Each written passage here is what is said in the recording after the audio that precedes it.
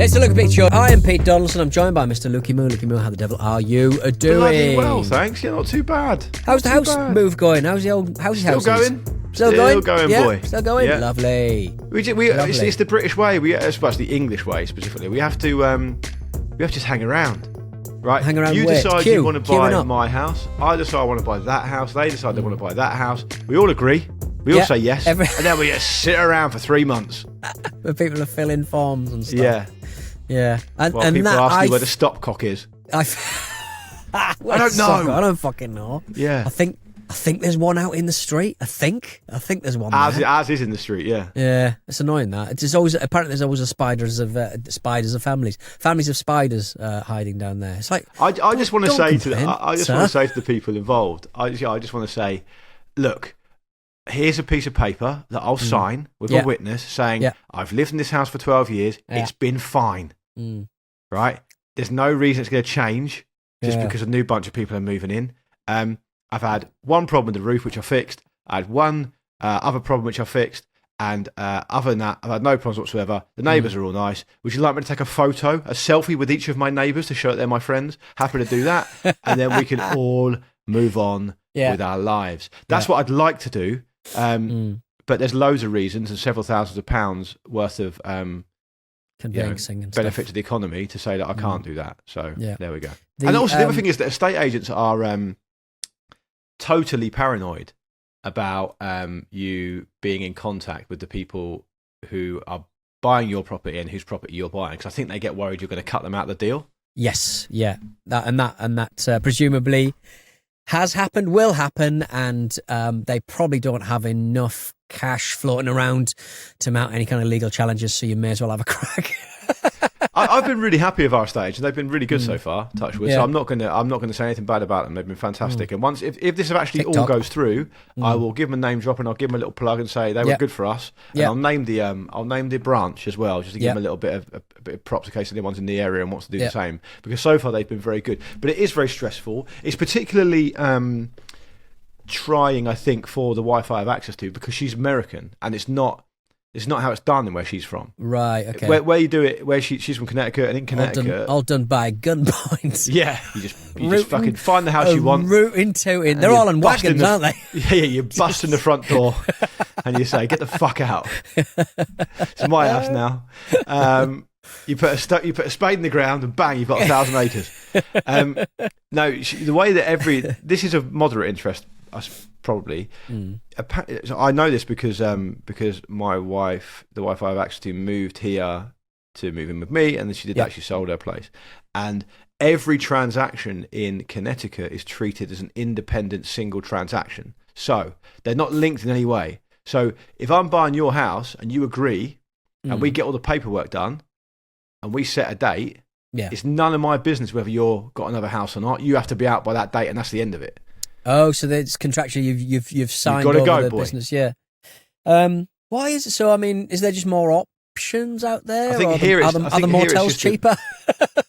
Maybe. I think it's because it's so old, right? And there's so many things to happen here, and there's so many like layers of bureaucracy built on one top of each other. I guess there's a lot of the only thing they seem to worry about out in America is radon. They just seem to care about radon, and we are slightly concerned about radon, but not. We're more. Are you concerned about asbestos? Yeah, we're kind of an asbestos nation, aren't we? Yeah. I'll tell you about the fucking play sand in fucking in the craft shop, the big craft superstore in Southend. There's a big name and shame. Crafty boy. I can't remember some kind of. Crafty boy. Good name. It's the big craft brand, and this is public knowledge. It's not me doing a Prince. Hobbycraft. Hobbycraft, I think. Yes, is that what it is? Yeah, Hobbycraft. Okay. They had this play sand, and they had to remove it from sale because it had up to 5% asbestos in this play sand for children, and it's all down to in China you don't have to declare that it's got any asbestos in it if it's less than 5%, and this is something that we used to have rules in place before Brexit, and now we don't have any rules in place, so we can import whatever the fuck we want. And it just makes you feel better about the UK, doesn't it? It just I don't like it when you say I don't like the way you say Brexit. Right. You say Brexit like it's eggs. Brexit. Yeah. Brexit.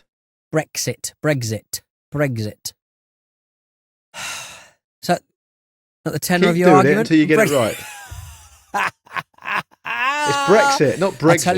I tell you what, we'll have no doubt pretty soon because of Brexit. We will have an egg salmonella problem like we had in the fucking 80s, 90s. Did you know that the AIDS epidemic is not going to be in any kind of manageable state for the Japanese until like the 2050s or something because they started so late? What do you mean by that? It's mad. Like their main AIDS outbreak was blood transfusions in the 80s, and it didn't start to get going through transmitted sex and stuff until like quite late 90s, I think.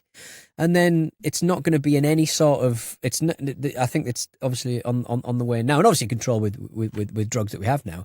But it's still not going to be any in it. It's basically 20 years later than everybody else's pandemic. It's a really weird situation, but very fascinating. So there you go. My great uncle died of asbestosis. Nasty stuff. It's nasty. Yeah. He was a shop fitter. Yeah, they did use a lot of it for. Was it insulation? Because you have asbestos roofs, don't you? Quite a lot. You see asbestos roofs quite a lot. It's only a problem if you break it up, isn't it? It's the fibres, isn't it? Yes. You can have it in places, and it has to be from like historically, but it has to be removed very carefully because if it breaks up, it's bad, and then in constant exposure to it causes issues like asbestosis. There's still no cure for it. Yeah, like you can't be cured for it. It can only be managed. It only manifests itself, I think, roughly on average, like 20 years after proper exposure. Yeah, so it's really pernicious. Like, it seems particularly cruel, doesn't it? The whole thing. The old lungs. You need the lungs, don't you? Well, you know better than anyone. You need the old lungs. Yeah, certainly. Do. You're I'm a lung. Yeah, you're collapsing after a short walk these days. I'm collapsing after a short walk. Felt a bit dizzy. You do need to eat more things than apples in the morning, though. You haven't been exposed to asbestos, have you? Asbestos? I don't think so. I sort of. What have I done recently? Not when the asbestos van smashed into your living room. Put up a lamp yesterday. Put up a light socket. I hung a projector on the wall. That was quite. Did you? Quite fun. Yeah, proper, very good. What in the living room? No, in the spare bedroom. Sort of make it a little sort of cinema-y kind of room. Nice. That's very nice. Yeah. Good idea. Yeah, it's nice. Really good. Watch a bit of Encanto every now and again with the little one. Do you know that when you move house, you're legally obliged to leave your light fittings in a safe state? You can't just take the light fitting and leave it. You have to put a bulb in. Right. Okay. So why are you taking your bulbs? No, I mean what I mean is, say you've because you take the light fittings out and you can't just leave it in the chocolate box kind of thing. Yeah. No, you have to put a thing in a bulb in, like because some of our light fittings are rather extravagant. Ooh. And we're taking them with us, and you have to replace them with like a thing in the. I mean, say that I won't be doing it. I'll be getting someone to do it. Just do it yourself. It's really easy. I don't want to. I'll do it. The thing is, here's the point about this. Here's the point about doing stuff around the house, right? Not enough attention is given to people who simply do not want to do these things. It's always like, oh, can you do this? Can you do that? Yeah, but every time you walk past, I don't want to do it. But every time you walk past something, you look up and go, I half did that properly. Yeah, that's not going to fall down for 3 months. More accurately, I started that. I started a joke. I got a professional in to fix it, to finish it, but exactly. I started it. Yeah, no one can deny me that. No one can take that from me. Go halfway, that's what I would say. I am currently in a bit of legal jeopardy, trouble. Good. I'm in the middle of an argument. I'm not actually in the middle of an argument. I'm right through it, and I tell you what, Luke, I have been judged by a jury of my peers to be correct in my complaints. It's not about you talking about some Newcastle player again, is it? No. The Geordies on YouTube have left me. Sarah pointed out that people were being very defensive about my honour about you talking about my ex-partner moving to Bermuda. Sarah didn't hear that, did she? No, she didn't. She didn't. Well, she didn't. She heard it, but she didn't really. But it doesn't really. That's one of your little type fives. That's a bit of your set list, isn't it? That's it's nothing to do with Sarah, who I think is lovely. That's one of your, set of gags you've written that you enjoy doing from time to time. Yeah, it's and good, yeah. and Do you want to do it again now, just for a bit of context? I think maybe the Luke and Pete Show listeners hadn't heard it before because there was a couple who were quite defensive on, and I do love that they defended me, but I would like them to defend me when you need it. The Geordies are saying I'm not a real Geordie fan and not a real Newcastle fan because I have opinions about my football club. So I would like you to defend me there, Luke. You simply have to understand that this is what he's like, and so just enjoy it on its merits. Yeah, it's kind of for example, for the most part, Will Smith just plays Will Smith in movies. Right. Okay. Yeah. That's like me. Yeah. I am performing a role, but it is basically just me. But I would say that because we have so many different podcasts that we're on, it's treble bubble for me sometimes. If I've got something, if I've got like I'll be doing this on Abroad Japan. I'll be doing this on WrestleMe. I'll be doing a bit on the Ramble as well. I get four bites at getting this anecdote proper. Yeah. And what's the legal jeopardy then? What's the legal jeopardy? So the legal jeopardy. I've started buying second-hand trousers on the internet. Okay. And Vinted is a good place for... Because your current ones are too tight? Because my current ones are too tight. Is that right? Is that really why? No. Is it partly why?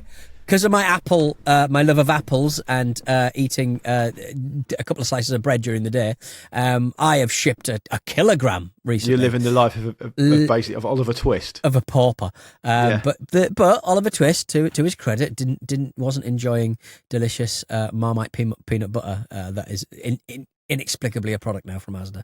I'm buying trousers off the internet for my own use. I'm not a sniffer or anything, but I bought some trousers on Vinted, and they were £6.50. They were new, tagged, all that good stuff. Mm-hmm.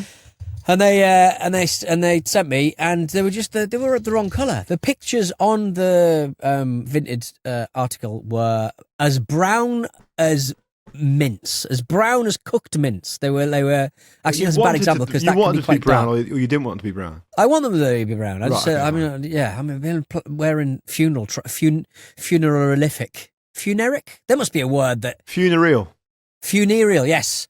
That one. I'm not buying black trousers off the internet. Anyway, so I bought these brown trousers off the internet, and they came, and they weren't brown. They were absolutely first job out of school black trousers that you all wear. Vanta black. Vanta black, shiny polyester black. So I got them, and I was like, that's wrong. I basically not like you to complain. I just said, I think they might have sent me the wrong ones. Maybe they can send me the brown ones and I'll send the black ones back. And, the vitriol I got from the user in question, Solange, she was immediately at my throat. I said they were black in the description. They were brown in the picture. So very brown, Luke. Right, yeah. I heard brown. They were black. Blah, blah, blah, blah. Who wears brown dress trousers? And I was like, I wear a lot of very colourful trousers. Yeah, you do, to be fair. Doesn't have to be any sort of colour. But, this woman was just absolutely going for my throat. And I was like, I was going to leave this. It's £6. Did you back down? I'm in now. I'm still going, look. Let's see. What? I think she sort of said, what made you think they were brown? I was going, well, to start with, the pictures you posted, it was as simple. I'd had a prosecco. All right, here we go. Have a little stretch out. Right, get the computer open. Bit of John. Let me speak to your manager. I was like, come on, put the daughter to bed. Put the daughter to bed. Get the US off to the background on mute. Right, let's get stuck in. Luke's beating me at chess. Let's get stuck in. Gotta take it out on Solange. She was like, all right, fine. Let's just let Vinted sort it out. I was like, yes. All right, fine. Don't call the Vinted, please. Let's vint this out. And Vinted ruled in my direction, or in my little favour. winky face emoji. Send that or not? That's what I'd have done. Who does the bow and arrow celebration? Oh yeah. So what's happened? You got Or your money darts. I'm trying to think of the best football celebration gift I could send her, but she back? Robbie was Keane doing the old forward roll and the. Exactly. I was trying to think. What did he do? Guns. I think he did guns, didn't he? Yeah, but he did the forward roll first. Yeah, I might do Ket's buyer. Get the shit out of something. Get the shit out of your own house. She's not replied. I imagine she's furious. She's licking her wounds. She'll be back for round 2 soon. I know. After you've done the Edison Cavani on her. I feel bad now. I mean, to be honest, it's I've got to go to the post office now. Probably won't make it in good time. She'll probably get the money anyway. Out of principle, have you received the money back?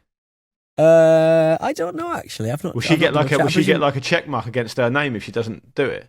I presume Vinted have done it automatically. They probably hold a lot of the money in escrow, but right. Does it put you off using Vinted services again for trousers? Not that, but I did get a pair of trousers that absolutely stank. I might actually go for new one. It just smelled like I think they'd put it in a carrier bag that had like some kind of horse feed in or something. It was absolutely disgusting. It was absolutely right. They went straight in the washing machine. I was like, oh my God. Did they scrub up okay? I don't know yet. They're still in the washer. I've not got a full. Well, load do you know what was so funny? Yet. Happened a while back. Like a few weeks ago, my son, he vomited. You know, he's a toddler. He ate something he shouldn't have done. Loads of it because that's what he's like. Eckies. And say again. Eckies. Yeah, he had a load of asbestos. And he vomited, right? So like, okay, fine. He vomited. Some of it went on him, some of it went on the carpet. Clean it all up, fine. Yeah. And I think because it was quite late in the evening, we were like, right, chuck all that stuff in the in the washing machine. And I don't really know why this happened because it's not happened before. Maybe because we left it in the washing machine overnight before we washed it. Right. But when we ran the washing machine and put all the stuff out afterwards, all the clothes in the washing machine then smelt of vomit. Right. That's like the opposite to how it's supposed to work. What, after you've washed it? Yeah. Oh, that's weird. That is so weird. Like it was almost like the vomit. This is disgusting. Sorry about this. It's like the vomit was just stuck in the washing machine. Yeah. So rather than the washing machine, the soul of the vomit, the laundry detergent doing its job, the vomit out battled it. Are you it's the classic rock paper scissors. Yeah. The stuff that you were using to clean, were you at like 30 degrees or some absolute namby-pamby walk nonsense? Possibly. That might be part of it. But it did another couple of washes to get the smell out. It was horrible. Interesting. It didn't smell of horse feed. I'm really struggling to place what horse feed smells like. Just oats. It's just rural, just generally rural. I don't know, just generally rural. Yeah. That's not bad, is it? It's that sweet sort of like, I hope it was that. Could be asbestos. Yeah. You never know. You never know. The mind does boggle. Right, let's have a break, Peter. When we come back, we've got an email here about the Scottish town of Bells Hill. Okay, good. Got a lot in this week, didn't we? We're back with the Luke and Pete Show. If you want to email the show, hello@lukepeteshow.com. We got an email about the Scottish town of Bells Hill. Yeah, and producer Bruno's not here this week. He's taken up the gig himself. And he's fucked off again. Temporarily. He's gone a bit wild. He's dyed his hair blonde. He has. He looks like Eminem at this moment in time. I'm worried. Yeah. Oh, he's such a well-heeled, thoughtful man. Yeah, Bruno's a funny one because he comes across like he's posh, but he's not posh. Right. Okay. Is he not? I thought he was. No. So like you hear him speak and like you see how he carries himself. I think he's posh, and then he lists the school he went to. It's like the worst school in Sussex or something. Like, I don't know how. Yeah, but it's still Sussex, though, isn't it? True. Anything south of Birmingham, you're like, it's fine. He's also very good at football as well. Surprisingly good at football. Very competitive. Absolutely did us over. But he played for the young uns against the old uns, and the old uns, of which you and I were a part, we won. Yeah. Mainly thanks to your goals. And it's certainly nothing. Well, I don't like to talk about that, but talk about that. You scored. I'm trying to get you back on board. You are. You scored the coup de grace goal. Lovely finish it was. Coup de grace. Anyway, right. That's an indulgent digression. That's an indulgent digression. So we've had an email go to Bells Hill. Yeah. So last week or so I talked about how the fairly small town of Bells Hill in Scotland was responsible for producing quite a lot of successful and famous people relative to the size of the town it was. That's the context. And I was saying that's mad and it's amazing. Yeah. And I listed all these people. Bradley, our friend Bradley, got in touch saying the following. Hi chaps, long-suffering listener here. first-time emailer. Have listened from the very first days of Luke and Pete's summer, taken your dulcet tones during my first ever solo drive where I travelled from Glasgow to Dumfries. Having been a Ramble listener for many years and seen a couple of live shows, Luke and Pete have become a firm favourite. You kept me sane when I was losing my absolute shit on the motorway, wondering who in the hell in their right mind had trusted me with a car by myself, and thankfully I made it there unscathed. Anyway, just a quick one on Bell's Hill being full of famous Scots. This is where the plot thickens, Peter, and this is actually a pretty nice twist in the tale. Yeah. Bell's Hill was the local maternity hospital which most of us Lanarkshire boys and girls were born in, which is why it's listed as a place of birth for basically anyone and everyone from the area. So, however, for example, in the case of Ali McCoist, he's from East Kilbride and has never lived in Bell's Hill. The G's of the Mary Chain, Aztec Camera, and even Lorraine Kelly are East Kilbride natives. Ali McCoist even has a local sports complex named after him in East Kilbride, where my old school friends and I absolutely disgraced the game of five-a-sides many years in our youth. So what he's saying is, it's not actually Bell's Hill that's producing these people. They're just going there to be born.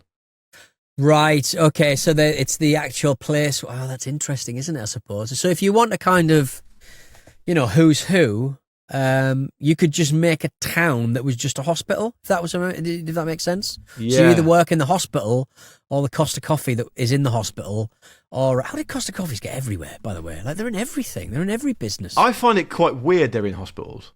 Yeah, but I mean, it's not like they're selling tabs or anything. They're selling, it's W.H. Smith's and Costa Coffee, isn't it? Well, the hospital, so the most recent trip... By the way, Bradley, thanks for that email. That's a good thanks, Bradley. That was a lovely bit of info. I spent quite a lot of time in the hospital before Christmas in November time. My grandfather passed away. I think I told you about that. And he was in hospital for a wee while before he died at the ripe old age of 94, which is an amazing age. And I loved him a lot, and I'm proud of his innings. Oh, my cat's just coming to say hello. Look, here he is. He's a handsome. Hello, Mr. Cat. Look, handsome. Hello, Mr. Cat. How are you doing? There you go, mate. Anyway, and when I was in the hospital, I would drive down there from London. This was in Portsmouth, and so whatever it is, 80 miles each way. So when you go down there for a few hours at least. And so I was knocking about that hospital a fair bit. The entire ground floor is basically shops and fucking restaurants.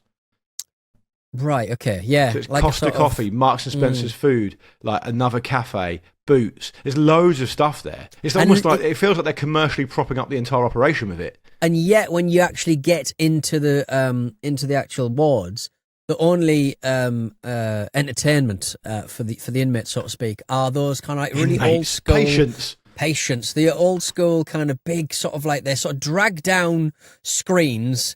They never work. They're about 50 quid an hour to watch a bit of telly, and they're terrible. They're absolutely awful. Why don't they just get rid of them? Presumably everyone who needs a little iPad's got one, I suppose, because and the sort money of people spinner, who don't. I guess. But the sort of people who would be on, for example, like a flip phone, like my father-in-law, would never think to spend that amount of money on a bit of telly anyway. So it's weird. When my grandfather passed away, he was in hospital, and the writing was on the wall, so to speak, and it was obviously sad. Sounds like a bad hospital. Poignant, and not literally. And when I went into the room, he was sleeping. He was basically medicated, and I went into the room, and they had left the radio on for a bit of company for him, and I didn't know how much longer he had, and I was there on my own. And we were very close, and so we had a lot of shared experiences because he was only 49 when I was born, so he'd been around for a long time. I mean, I'm 45. I was 45 when he passed away, right? So I had a lot of time with him. And when I went into the room, they had the radio on for him for a bit of company, as I said, and it was Joe Wiley, and I was like, I'm not having him. Don't want to go out to that, do you? No granddad of mine is passing away to the sounds of Joe Wiley, so I turned it off, and I put on this favourite Sammy Davis Jr. record on my phone on Spotify. Oh, that's good. Good of listen you. to the whole thing with him. Yeah, nice. Yeah, because I just thought that I understand the nurses. I don't know him, right? So it's a nice thing for them to do. Ultimately, to put the radio on for him. Like, I get it, but it was Joe White talking about how much he loved Arctic Monkeys. Like, fuck off. I'm not having that. I'm just not having that. Granddad, you loved the late 80s, early 90s Channel 4 TV music shows. Yeah. You just loved them. You just absolutely you loved that one where she used to have her shoes off all the time. But if it was my responsibility, Interviewed fucking Mercury Rev. The thing about Jo Whiley is she claims to love every recording artist that's ever made a record, and that cannot be the brief. It just cannot be the brief. I do find radio music DJs. Yeah, and there is a difference between your normal common or garden DJs and then the very earnest DJs that are too cool for school, and you can't maintain that level of coolness. No, it's like being a food critic and saying you like every meal. What's the point of you then? Anyway, so if I am on my deathbed, Peter, quite literally, and you are entrusted with the soundtrack, just give me a bit of Real Big Fish. I'm gonna bang me pots for the NHS right in your head. Very nice. Bang, bang, bang. I just think if I was in charge of doing the music selection for people in the kind of palliative ward, I would, or whatever they call it, I would probably go classic FM. Have one eye on people's ages. Do you know what I mean? Just have a little bit of an idea. People, do you? Say again. What about Pete and Baz? They love rap. They are a confection, and you know it. Stop lying to yourself. I bet this is a confection I'd deliciously lap up like a thirsty meal. Deliciously lap up. Delicious. Yeah. I love Peter, but I just think the aesthetic is so arresting that I can't help but watch it whenever it comes in my timeline. But I'm just saying, the classic FM is probably quite a safe bet. No. Yes. It's respectful, isn't it? It is respectful, and there's there's adverts, but there'll be adverts for like life insurance and stuff because it'll be like advertising. True. Stuff that you kind of like stuff. Oh, maybe I should have got a pension. Stop clapping. No, it was a little fruit fly buzzing around my head. What have you? Right, Pig Pen. Anyway, right. Let's go. We've been Luke and Pete Show, the Luke and Pete Show. Oh, before you go, what music do you want to die to? Let's make a note of it here, just so in case I'm entrusted. Get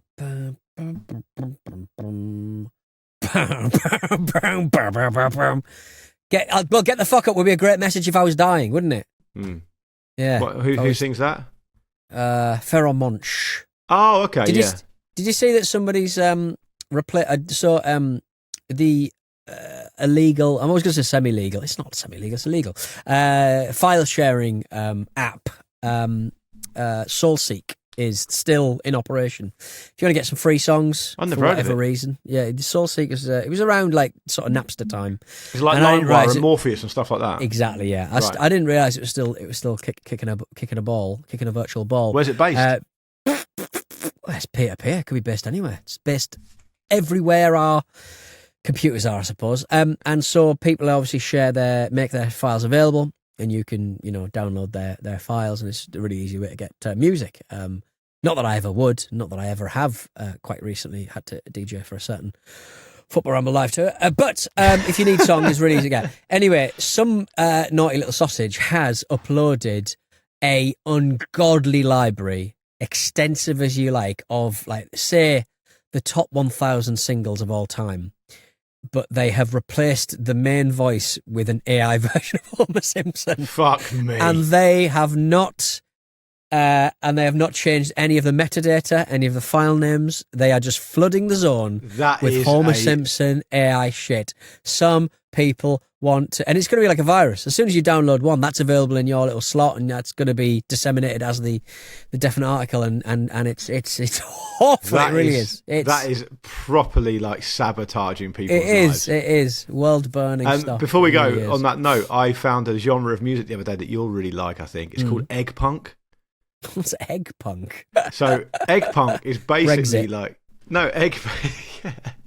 egg punk is it's really hard to describe. So my mate said to me the other day, one of my mates who I play music with, he's absolutely insatiable for music and he loves all sorts of shit. And he was like, "Oh, I've just been getting into egg punk. Do you want to hear it?" And I was like, "Well, what is it?" And he said, "It's basically like punk, DIY punk, but really eggy." And I was like, "What do you mean by that?" And he's like, "It's just really eggy." And he sent me a playlist. Right. And I listened to some of it, and it is just really eggy punk. It's just like really DIY, lo-fi, quite naff, throwaway punk songs by bands called Alien Nose Job and Daughter Bat and the Lip Stings and Face the Meat. I'll send you a link to the playlist. Lovely. Right, okay. So it's a mixture of Devo and hard punk. Right, interesting. I'll send you. You'll like it, I think. Yeah, will I? Okay. Yeah, but it's a really, really descriptive and well placed genre name. I completely missed this. Apparently, it's been going quite a long time. Very fun. All right. On that note, let's get out of here, mate. And we'll see you next time. Yes. We'll see you next time. See you on Monday. Hello at Luke Show is the way to hello@lukebeachshow.com is the way to get in touch. And we'll see you on Monday. See you later, Luke. Bye.